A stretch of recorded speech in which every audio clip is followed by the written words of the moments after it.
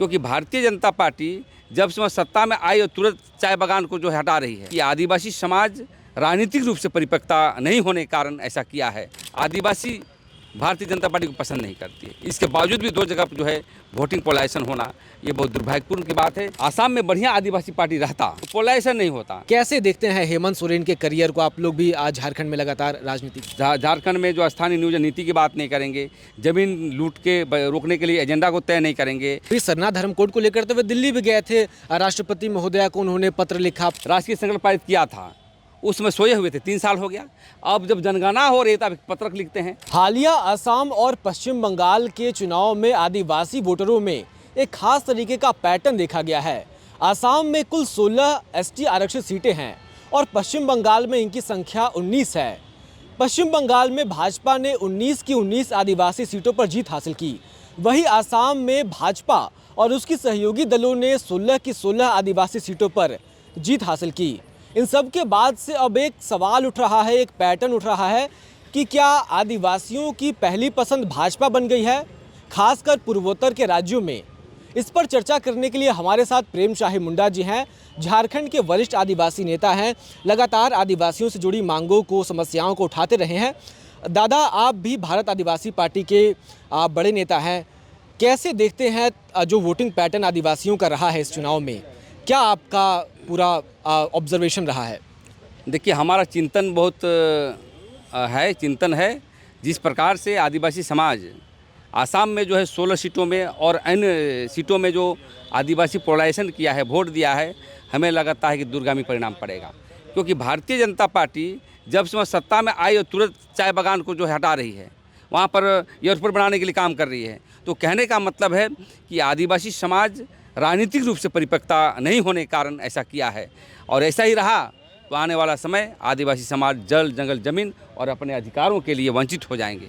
दूसरी बात कहना चाहता हूँ बंगाल के लिए। बंगाल में मैंने देखा जितने भी आदिवासी सीट हैं भारतीय जनता पार्टी को पोलराइजेशन किया है।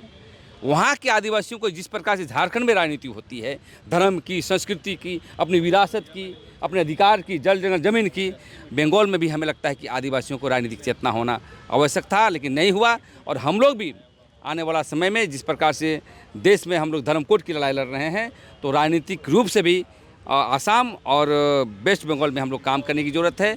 और ऐसा ही रहा तो आदिवासी हाशिए पर चले जाएंगे। आपने कहा कि बीजेपी पोलराइज कर रही है और आदिवासियों में उतनी चेतना नहीं है, लेकिन आप लोग तो लगातार वहां प्रचार कर रहे थे।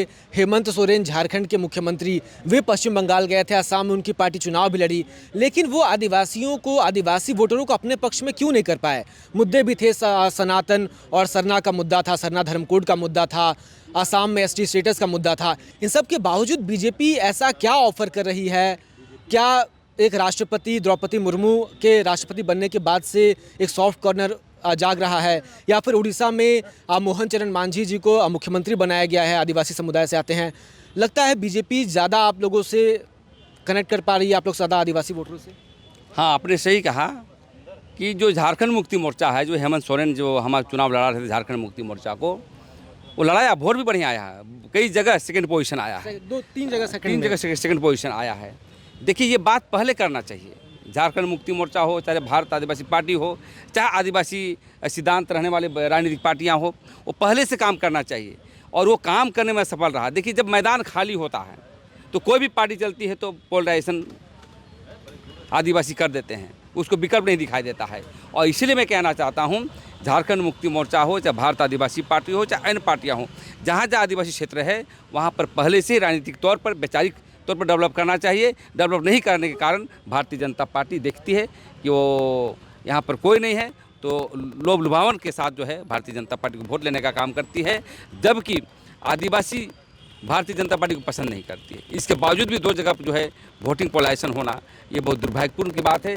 यदि हम देश के आदिवासी राजनीतिक तौर पर यदि हम कॉन्शियस नहीं हुए तो हमें आने वाला समय आदिवासी जो है राजनीतिक तौर पर खात्मे की ओर जाएगा। यानी आपका कहना है कि असम और पश्चिम बंगाल में वैसे आदिवासी नेता या फिर ऑप्शन नहीं है आदिवासी वोटरों के पास, इसीलिए वो भाजपा की ओर जाते हैं? हाँ, बिल्कुल बिल्कुल। असम में बढ़िया आदिवासी पार्टी रहता या उसके नेतृत्व करता रहता, बंगाल में रहता, तो पोलराइजेशन नहीं होता, वो हमारे पक्ष में आता, हमारे फोल्डर में आता। तो ये बहुत दुर्भाग्यपूर्ण है। हमें लगता है कि हम लोगों को आज से लग जाना चाहिए। आसाम और जितने बंगाल में जहाँ जहाँ आदिवासी सीट है वहाँ पर भी हमें राजनीतिक चेतना के तौर पर ज़मीनी स्तर पर ग्रास रूट पर जो है हमको काम करना चाहिए। अन्यथा आदिवासी समाज कहीं और चले जाएंगे, कहीं और चले जाएंगे और जो हमारी विचारधारा है वो हटते जाएंगे। इसलिए हम लोग काम करने का प्रयास करेंगे और आने वाला समय में राजनीतिक तौर पर देश पे हम लोग उभरने का प्रयास करेंगे। मुख्यमंत्री हेमंत सोरेन खुद को आदिवासियों के नेता, राष्ट्रीय नेता घोषित करने के या फिर एक पोर्ट्रे करने के लिए लगातार प्रयास कर रहे हैं, लेकिन आसाम में उन्हें असफलता नहीं मिली। कैसे देखते हैं हेमंत सोरेन के करियर को? आप लोग भी आज झारखंड में लगातार राजनीति कर रहे हैं। देखिए, हेमंत सोरेन का करियर, संभावनाएँ हैं राजनीति में, लेकिन उनको तालमेल करने का जो रणनीति है, रणनीतिकार हैं, वो नहीं है। वो झारखंड में ही तालमेल नहीं करते हैं। जब तक आदिवासी मुद्दे की बात नहीं करेंगे, धर्म कोड के मुद्दे की बात नहीं करेंगे, झारखंड में जो स्थानीय नियोजन नीति की बात नहीं करेंगे, ज़मीन लूट के रोकने के लिए एजेंडा को तय नहीं करेंगे, ट्राइबल सब प्लान का जो है आप तय नहीं करेंगे, समता जजमेंट का तय नहीं करेंगे, तो झारखंड में ही आप रह जाएंगे। पूरे राष्ट्र का नेता बनना मुश्किल है। इसके लिए व्यापक दृष्टिकोण तौर पर जिस प्रकार से हम लोग धर्म कोड का अभियान चला रहे हैं, उसी प्रकार राज्य में भी जो है पार्टी को जनता के मुद्दों पर समाधान करेंगे, तभी जो है पड़ेगी, नहीं तो राष्ट्र का बनना मुश्किल है। इनके लिए संघर्ष करें, पूरे देश के लोगों को जोड़ें, पार्टी को जोड़ें और हमारे विचारधारा को जोड़ें, तभी जो है ये राष्ट्र का नेता बन सकते हैं। अन्यथा जो है धरा का धरा रह जाएगा। और अभी का जो कार्यकाल है यहाँ के मुख्यमंत्री का, देखते हैं फिसडी है।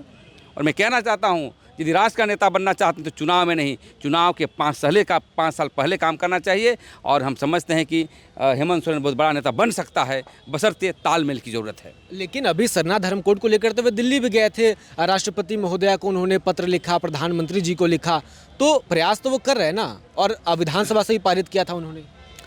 देखिए, विधानसभा से पारित किया था, राष्ट्रीय संकल्प पारित किया था, उसमें सोए हुए थे, 3 साल हो गया। अब जब जनगणना हो रही है तब पत्रक लिखते हैं। आपको पूरे देश के लोगों को मिलजुल करके व्यापक आंदोलन की ज़रूरत है।